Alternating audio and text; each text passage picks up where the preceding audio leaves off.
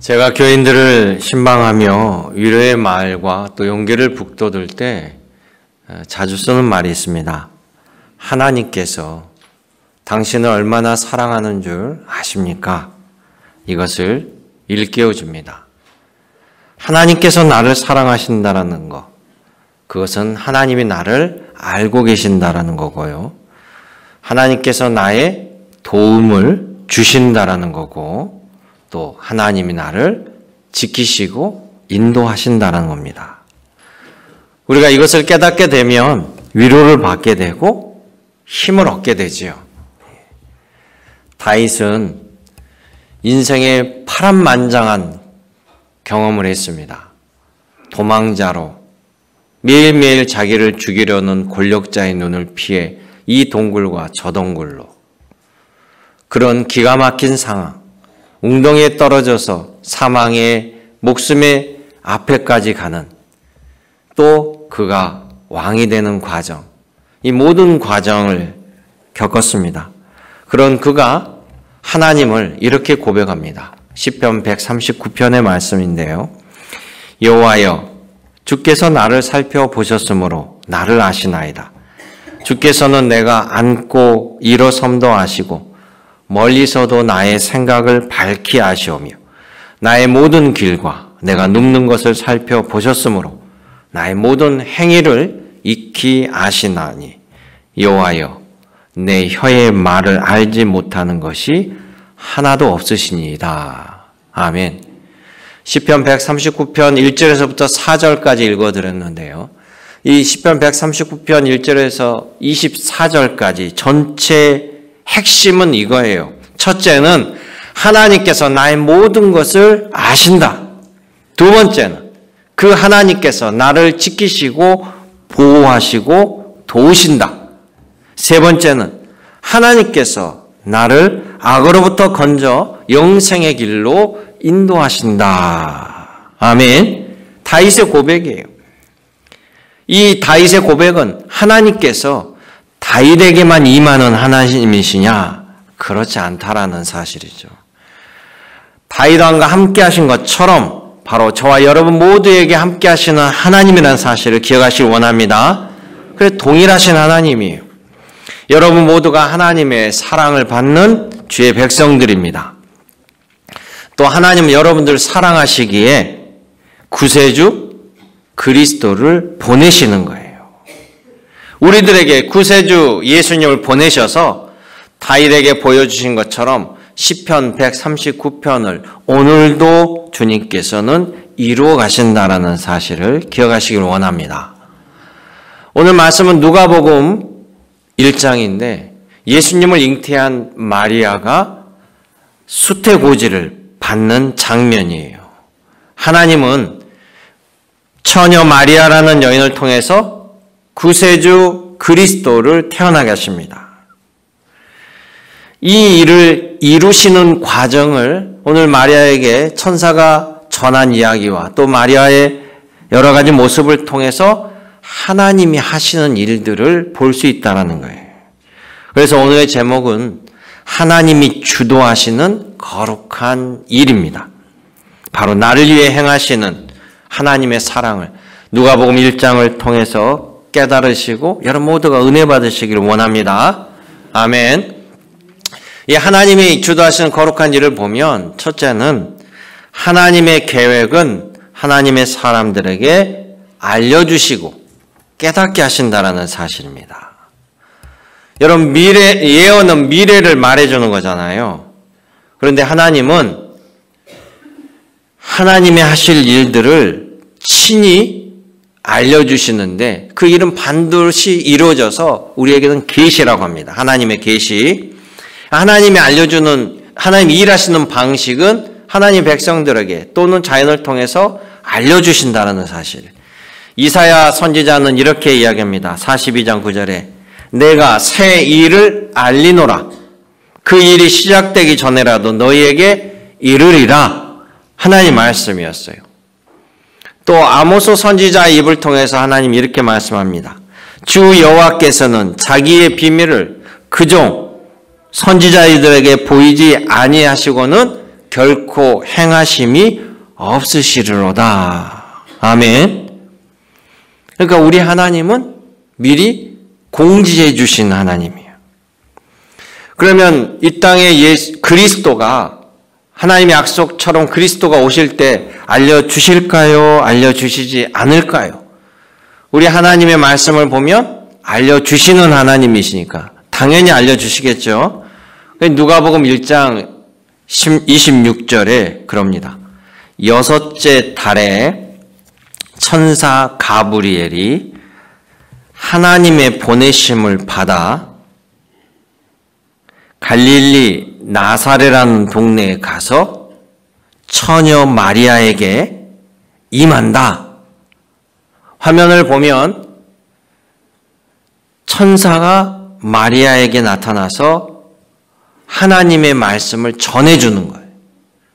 왜 마리아에게 전하느냐? 뭐라고 얘기하냐면 처녀 마리아입니다. 그런데 너가 임신을 할 텐데 그 임신한 아기는 큰 자가 되고 바로 하나님의 아들이시고 구원받는 하나님의 백성들을 영원히 다스릴 왕으로 태어나시리라. 여러분 굉장하지요? 그러면서 그 태어난 아기의 이름까지 말씀해 주십니다. 그 아기를 이름을 예수라 하라. 이걸 천사가 전해주는 거예요. 이게 마리아가 들은 내용입니다. 얼마나 놀랐겠습니까? 그런데 천사가 뭐라고 얘기하면 성령으로 말미암아 이 일이 이루어질 것이다 라고 이야기하는 거예요. 여러분 하나님의 말씀과 계획은 누구도 막을 수 없습니다. 그대로 이루어지는 거예요. 그래서 하나님의 계획을 우리에게 알려주시는 것이 바로 복 중의 복임을 여러분 아시기 바랍니다. 여러분 매주 설교 말씀을 듣는 것도 복인 거예요. 하나님의 말씀을 듣는 겁니다. 하나님의 계획, 하나님의 마음을 우리가 듣는 것이 바로 생명과 복을 얻는 길이에요. 그래서 시편 1편은 복 있는 사람은 어떤 사람이냐? 이런 사람이다 라고 했을 때 복 있는 사람은 악인들의 꾀를 따르지 아니하고 죄인의 길에 서지 아니하고 오만한 자리에 앉지 아니하고 오직 여호와의 말씀을 죄하로 묵상하는 자로다. 아멘. 이런 사람이 결국은 형통하리로다. 악은 망하리로다. 그러니까 하나님 말씀을 듣고 복 있는 자리에 서 있는 사람, 하나님 말씀 안에 서 있는 자가 복된 사람이라는 것이 이런 정의를 내립니다. 여러분 구세주가 태어나신다라는 이 이야기는 하나님이 계속해서 선지자를 통해 약속하신 구원의 일들이 지금 현실로 여기서 이루어지고 있다라는 거예요. 이 하나님의 놀라운 역사의 일들은 하나님의 종을 통해서도 알리지만 자연 계시를 통해서도 알려주십니다. 그래서 우리 성경은 특별 계시라고 얘기하고요. 자연을 통해서 알려주신 것은 하나님이 자연 계시라고 우리에게 말씀해 주십니다. 그 예가 누굽니까? 동방에서 별을 연구하는 동방 박사가 하늘의 별을 보고 이건 심상치 않다. 유대인의 왕으로 오실 리가 누구냐라고 해서 베들레헴까지 찾아오게 되죠. 하나님의 경고, 하나님의 공지를 캐치한 겁니다. 또 하나 베들레헴이라는 동네에서 아기 예수님을 낳기 위해서 집을 구하지 못하고 말구의 마구간에 있는 그 사실을 아무도 모르는데요. 베들레헴 들녘에 있는 목자들에게 천사가 와서 이야기합니다. 자, 너희를 위한 구주가 나셨으니 곧 그리스도 주시니라. 그가 구유에 쌓여 강보에 쌓여 구유에 놓였으니 즉시 찾아가 경배하라. 이 말을 듣고 이 목자들은 아기 예수님을 찾아 경배했습니다. 바로 구주의 탄생의 기쁜 소식을 알게 된 거예요. 오늘 바로 여러분들에게도 나에게도 하나님의 은혜와 사랑의 구주의 기쁜 소식이 전해진 겁니다. 나에게도 하나님의 은혜와 사랑이 준비되어 있는 거예요. 여러분 믿으시기 바랍니다. 예수께서 날 위해 구주가 되어 오심을 기쁨으로 맞이하며 준비한 여러분 되시기를 다시금 주님의 이름으로 당부드립니다. 두 번째, 주님께서 주도하시는 거룩한 일은 하나님의 크신 능력으로 하나님께서 그 일을 이루신다라는 거예요. 이 마리아는 천사의 놀라운 예언을 들읍니다. 그런데 이 일이 자기 자신에게 이루어질 일인데 아무리 들어도 이 불가능한 일이잖아요. 인간의 머리로는. 인간의 머리로는 이해할 수 없고 상상할 수도 없는 일입니다. 처녀인 내가 아기를 낳다니. 그런데 그 아기가 보통 아이가 아니고 하나님의 아들이라니. 위대하고 거룩하시고 존귀하신 하나님께서 나같이 미천한 여인에게 이 일을 하신다라니 놀라면서도 궁금증이 떠나지 않습니다. 그래서 마리아가요, 천사에게 질문하는 거예요. 1장 34절에 보면 마리아가 천사에게 묻습니다. 천사요, 나는 남자를 알지 못하는데 어찌 그 일이 가능하겠습니까? 지극히 당연한 질문이죠. 여러분, 그런데 하나님이 하신 모든 일들은 결국 우리에게는 우리 눈으로 보면 기적입니다. 기적. 우리가 우리 머리로 이해할 수 없는 놀라운 일의 연속이에요. 여러분, 사람이 할 수 있는 일을 하나님이 하신다라면 그건 기적이겠습니까? 사람의 일은 사람이 하는 거고요. 사람이 할 수 없는 일을 하나님이 하시는 거예요. 그것을 기적이라고 부르는 겁니다. 그런데 믿음이 약하면요, 자신이 기도해 놓고도 그 기도의 응답으로 일이 이루어지는 것을 하나님이 하신 거라고 기억을 못하고 캐치를 못하는 사람도 있어요. 그냥 우연히 이루어진 것처럼 생각하는 거예요. 믿음이 없는 연고로. 그래서 우리에게는 믿음이 필요하고 믿음의 기도회가 필요하고 그 기도회 통해서 믿음의 수용이 필요하다는 것이에요. 35절에 천사가 마리아에게 답을 줍니다. 마리아야, 그런 걱정하지 말라. 하나님의 능력으로 하신다. 할렐루야. 성령이 너에게 임하시고 지극히 높으신 이의 능력이 너를 덮으신다. 이건 우리가 걱정할 일이 아니에요. 하나님의 크신 능력으로 하시는 거예요. 우리가 할 수 없는 일을 하나님 하시는 거죠. 그러면서 뭐라고 하냐면, 자 봐라, 너의 사촌 엘리사벳을 통해 지금 하나님의 기적은 이미 시작되었다.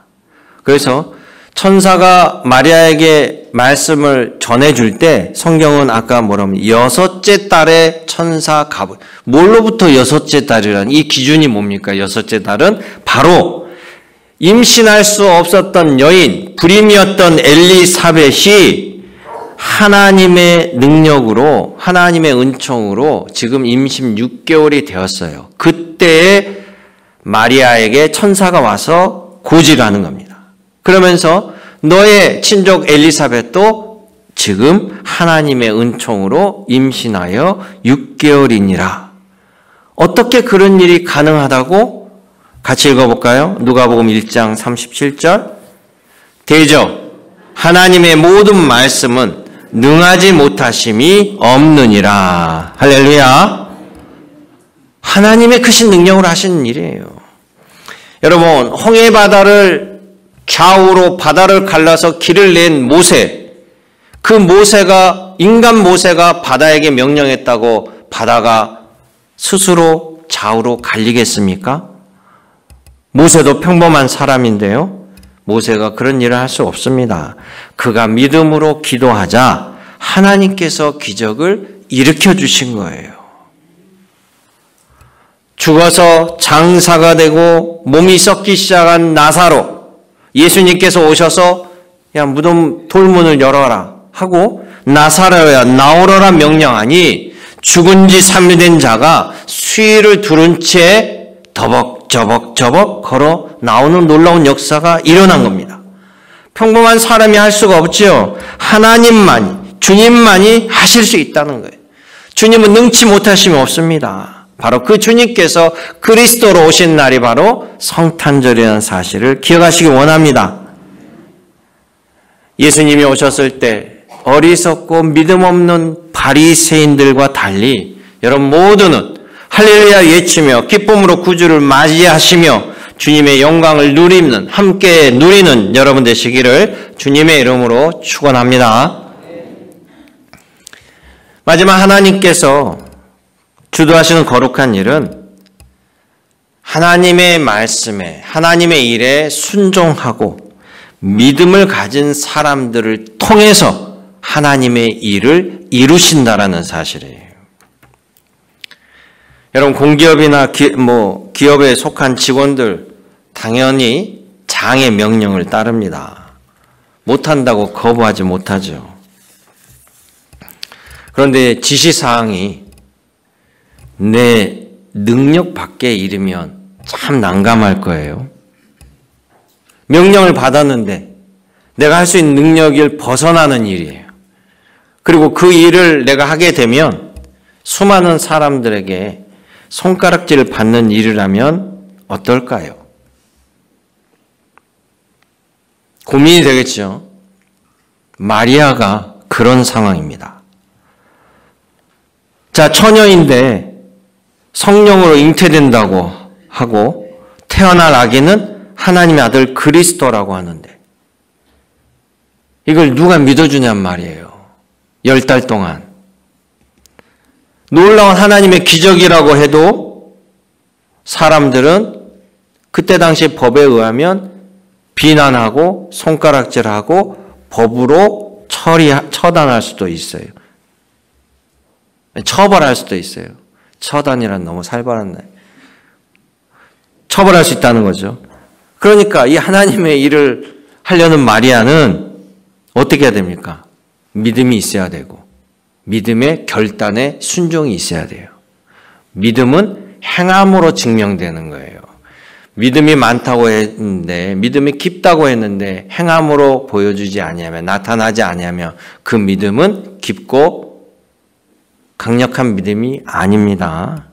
그래서 순종과 결단이 중요한 거예요. 그런데 이 상황 속에서 마리아는 어떻게 합니까? 주님의 말씀대로 이루어지길 원합니다. 아멘. 이런 놀라운 믿음의 순종을 합니다. 그 믿음의 순종으로 예수님의 어머니 마리아를 통해 그리스도가 탄생하는 일이 벌어지는 1장 38절의 말씀. 마리아가 이르되 주의 여종이오니 말씀대로 내게 이루어지리다 하매 천사가 떠나가느라. 임무를 마친 천사가 떠나가는 거죠. 그리고 엘리사벳이요. 그리고 마리아가 엘리사벳에게 찾아갑니다. 찾아갔더니 정말로 불임이었던 엘리사벳이 임신 6개월이에요. 그런데 더 놀라운 것은 바로 엘리사벳이 마리아를 만나자마자 성령 충만하여 이렇게 얘기합니다. 43절에 내 주의 어머니가 내게 나오는 일이 어찌된 일입니까? 내 주의 어머니라는 거예요. 자기 친족이니까 한 사촌 정도 될 수 있어요. 그런데 내 주의 어머니라고 얘기하죠. 그러면서 주께서 하신 말씀이 반드시 이루어지리라고 믿는 그 여자에게는 복이 있도다. 이건 마리아가 천사 앞에 고백한 건데 어떻게 알고 있냔 말이에요. 엘리사벳 입술을 통해서 지금 하나님께서 마리아에게 말씀하시는 거예요. 나의 모든 것을 아시는 하나님께서. 오늘 보면 이 엘리사벳이 뭐랍니까? 성령 충만하여 이 말을 마리아에게 전하고 있다는 사실을 기억하시기 원합니다. 여기서 중요한 것은 하나님은요, 하나님의 일들을 믿음의 사람들이 순종함으로 사람들과 함께 하나님의 일을 이루어 가신다라는 사실을 꼭 기억하시길 원해요. 그래서 우리 믿음의 자녀들을 하나님의 백성이라고도 하고 구원받은 자녀라고 하지만 하나님의 일을 맡아서 함께 나간다 해서 하나님의 동역자라고 이야기하는 거예요. 예수님께서 제자들에게 사명을 주잖아요. 너희는 땅끝까지 이르러 복음을 전하여 아버지 아들과 성령의 이름으로 세례를 주고 그 모든 명령들이 곧 주님의 일이잖아요. 주님의 일을 동역으로 주시는 거예요. 그러니까 믿음의 사람들을 통해서 하나님의 놀라운 역사가 이루어진다는 것. 여러분들 그걸 기억하시길 원합니다. 엘리사 때요, 한 과부 여인이 먹고 살 수가 없게 가난에 처져 있는 상황 속에 엘리사를 만나게 됩니다. 집에 남은 건 기름 조금만 한 병밖에 없었는데요. 엘리사가 그럽니다. 그 집안을 불쌍히 여기면서 너희가 모자에게 그릇을 많이 준비해라. 이렇게 얘기해요.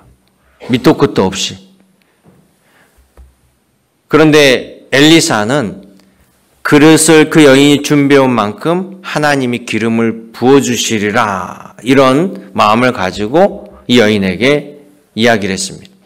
그런데 그 여인이 그것을 순종하여서 나가서 그릇을 빌릴 수 있는 만큼 빌려온 거예요. 그랬더니 그 남면 한 병을 가지고 엘리사가 기름을 부어주는데 빌려온 그릇이 가득 차고 맨 마지막 그릇에 기름이 채워지면서 기름이 멈추는 거예요.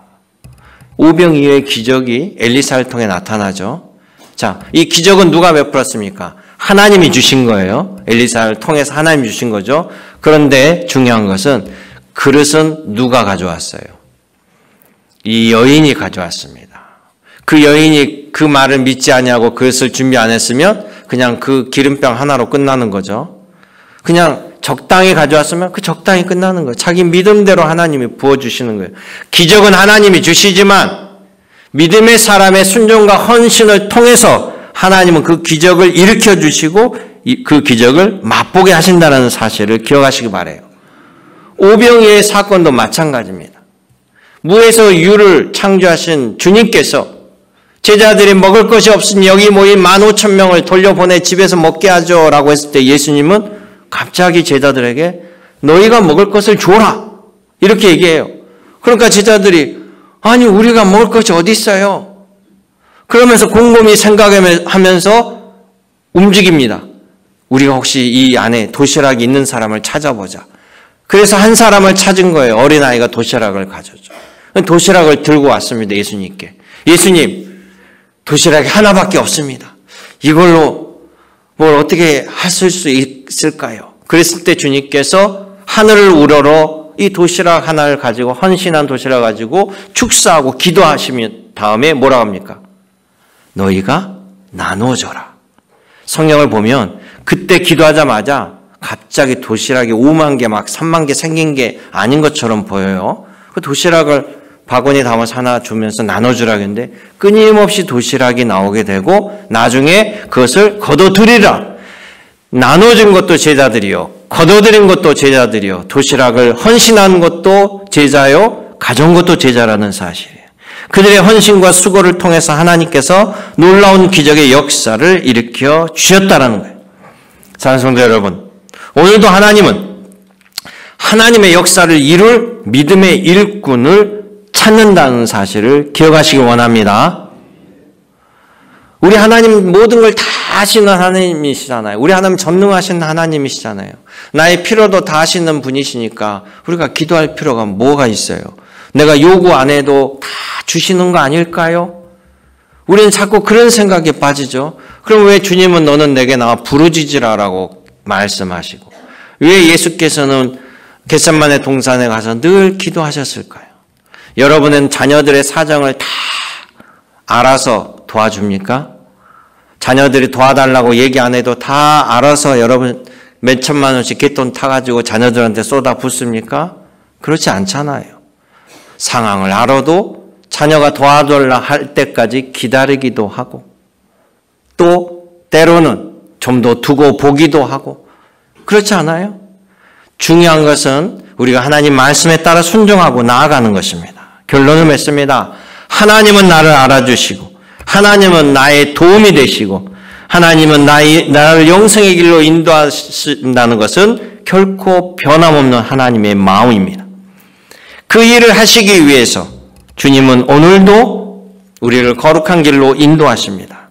하나님의 계획을 알려주시고 하나님의 크신 능력으로 그 일들을 반드시 이뤄갑니다. 마지막 중요한 것은 믿음을 가진 순종하는 여러분들을 주님은 기다리고 계십니다. 주님의 일에 함께 하시길 원합니다. 하나님의 계획을 아는 여러분은 복 있는 사람들이에요. 주님의 일에 헌신하시길 원합니다. 주의 일에 봉사하시길 원해요. 시간을 내시길 원합니다. 이것이 바로 보람 있는 일이에요. 여러분, 교회도 주님의 일입니다. 주님의 몸된 교회의 일이에요. 은혜 받는 것만큼 여러분 돈과 시간과 재능을 투자하여서 주님을 위해 헌신 충성하길 원합니다. 주님은 우리들에게 먹을 것을 주라라고 명령하셨어요. 언제까지 우리가 받아서 은혜만 받을 거예요? 여러분들이 헌신하길 원합니다. 교회에서도 수많은 일꾼들이 필요합니다. 연말이 되면 일꾼을 찾는데 일꾼이 다 없어요. 다들 회피하기 바빠요. 은혜 받는 데는 1등이요. 헌신하는 데는 꼴등입니다. 그런데 하나님은 우리의 모든 것을 아시고 우리를 계수하신다고 하잖아요.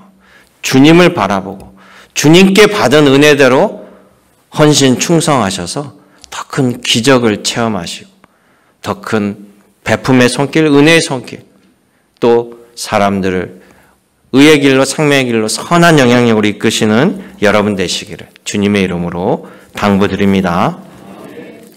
은혜롭고 자비로우신 아버지 하나님, 오늘도 우리를 향하여 거룩한 일을 이루심을 감사드립니다. 주님이 날 향하여 주신 모든 은혜를 기억하며 감격하며 더 크고 더 귀한 주의 헌신자로 살아가게 도와주옵소서. 우리 구주 예수님의 이름으로 기도드리옵나이다. 아멘.